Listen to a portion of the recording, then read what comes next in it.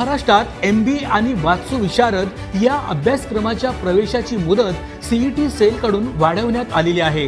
23 October 2024 पर्यंत MBA ची प्रवेश प्रक्रिया सुरू राहणार आहे।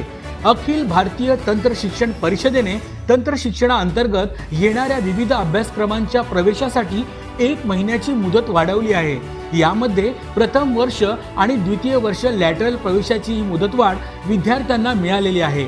संस्थात्मक स्तरावर कॅप थेअरीनंतर रिक्त राहिलेल्या प्रथम आणि द्वितीय वर्ष MBA अभ्यासक्रमाची प्रवेश प्रक्रिया आता 23 ऑक्टोबर पर्यंत राबवली जाणार आहे।